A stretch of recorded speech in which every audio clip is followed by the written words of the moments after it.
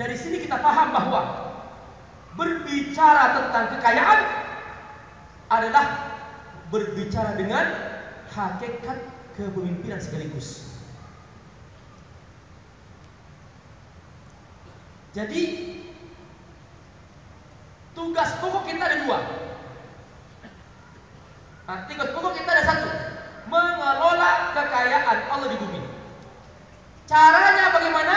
Dua. Jadi pengusaha kaya, begitu Anda kaya, gunakan untuk mentaati Allah, atau Anda jadi pemimpin di sebuah negara, kekayaan negara Anda gunakan untuk mentaati Allah. Ini dua.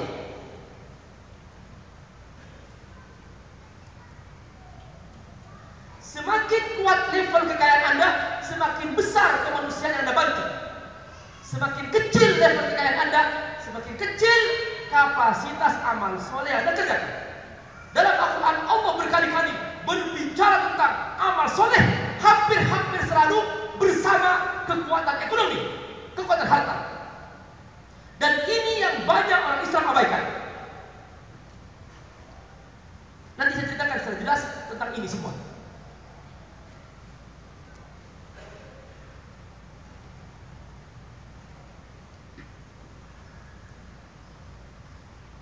Tadi sudah kita dapat kesimpulan bahwa tugas pokok kita mengelola kekayaan Allah di bumi. Caranya bagaimana? Dua.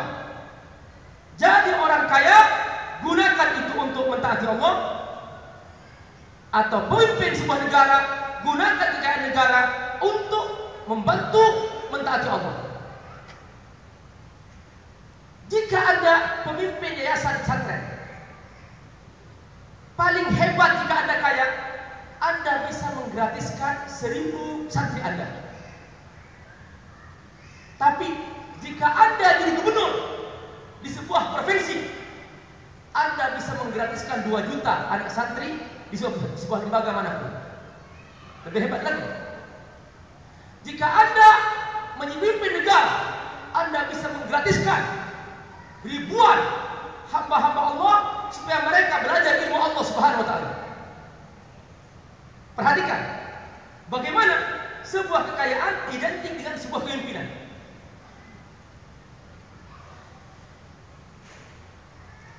Dari sini kita paham ternyata antara kekuatan ekonomi dengan kekuatan kepemimpinan itu satu kesatuan.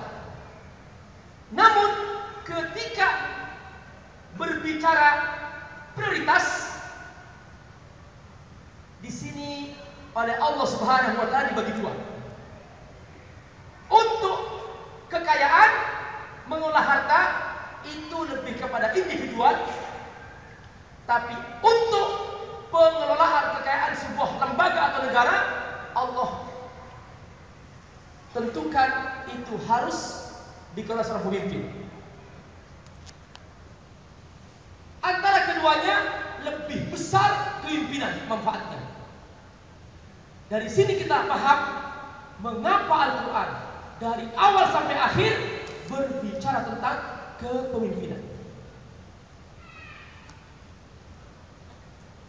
Tentu tidak semua kita jadi pemimpin karena negara yang satu.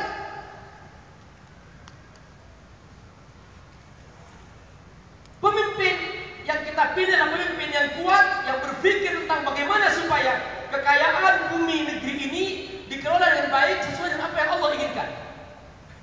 Maka kita berlomba-lomba bersatu memilih pemimpin itu. Lalu kita secara individual juga bekerja keras untuk menjadi pribadi kaya agar kita juga bisa memberikan kemampuan kita membantu orang lain supaya mereka juga bersungguh-sungguh mentaati Allah Subhanahu wa taala. Sampai di sini kita selesai membahas sebuah muqaddimah. Sekarang saya akan jelaskan beberapa pemahaman berikut. Yang pertama adalah bahwa Allah sudah menciptakan alam ini dengan sistem. Dan sistem ini ada aturannya. Ada aturan yang berkaitan dengan alam semesta disebut sunatullah, dan ada aturan yang berkaitan dengan manusia disebut syariatullah.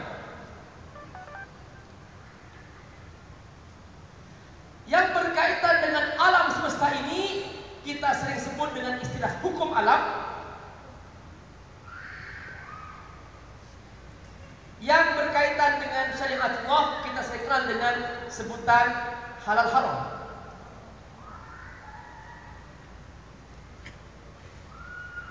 Bahasa lain dari sunatullah ini disebut dengan hukum sabab musabab.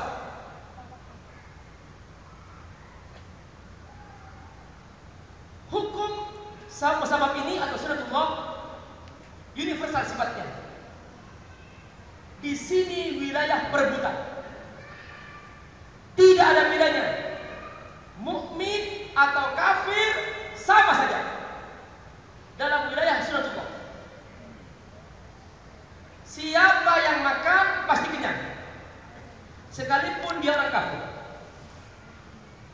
Siapa yang tidak makan pasti lapar, sekalipun dia ahli ibadah. Ini wilayah sunatullah.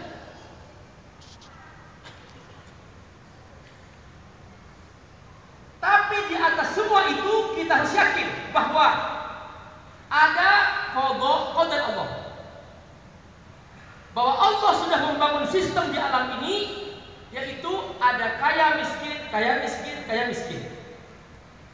Karena dalam Al-Quran Allah selalu berbicara bahwa wa fi amwalihim haqqun lis-sa'il wal mahrum. Dalam harta orang yang kaya ada titipan Allah untuk orang yang tidak mampu. Ada dua, peminta-minta atau al-mahrum yang tidak kebagian nasibnya.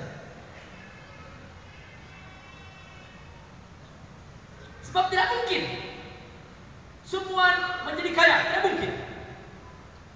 Karenanya ada orang yang bekerja keras tapi tidak kaya. Sampai umur 65 tahun sejak muda dia bekerja keras, ternyata tidak kaya. Anaknya dia sekolahkan. Umur 20 tahun anaknya jadi direktur perusahaan, lebih kaya dari bapaknya yang sejak 65 tahun bekerja ternyata tak miskin. Anaknya 20 tahun lebih kaya dari bapaknya. Kalau usaha menjamin, berarti orang yang berusaha lebih dahulu lebih kaya dong. Ternyata tidak. Banyak orang yang lebih dahulu usaha dan ada orang yang baru mulai usaha, ternyata yang baru mulai lebih kaya daripada orang yang sudah lebih dahulu. Ada apa di sini? Ada takdir Allah. Kita harus pahami dengan baik, sehingga kita tidak pernah kecewa